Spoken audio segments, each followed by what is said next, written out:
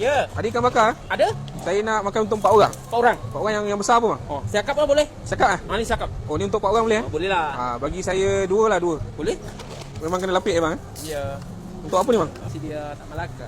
Oh tak lekat lah. Malaka. Oh ini apa bang yang kuning air kuning? Air kuning, air kunyit. Dalam dia ada apa? Ada garam. Oh dia ni lah, rasa dia lah. Untuk rasa dia. Wow. Ini fresh ke bang? Fresh. Baru siang tadi lah. Ya.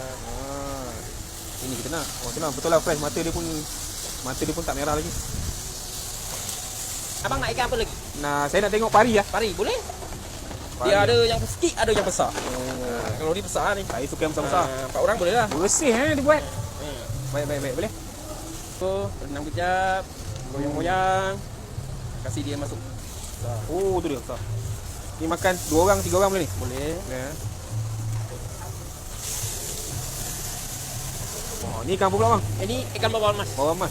Besar eh? Besar. Baik. Ini makan 2 orang gambar ni. Saya suka dia punya bahagian dalam tu dia cuci betul-betul lah. Bersih. Tak Cuba nampak. bang selak sikit satu. Kan? Oh, bersih dalam dia. Oh, baik. Oh, nampak? Bersih. Oh, mata dia pun tak merah. Memang segar lah. Menarik cara dia susun tengok. Oh.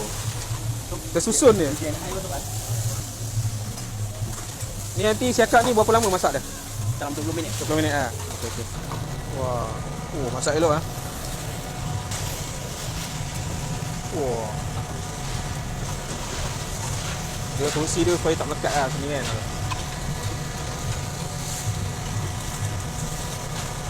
Ni apa bang? Ini sambal. Sambal dia. Ya. Pasal abang buat macam mana? Ha? Oh, macam tu je. Ya. Oh. Ni macam ni dah nak siap dah ni lah. Dalam 10 minit ah. 10 minit lagi. Baik.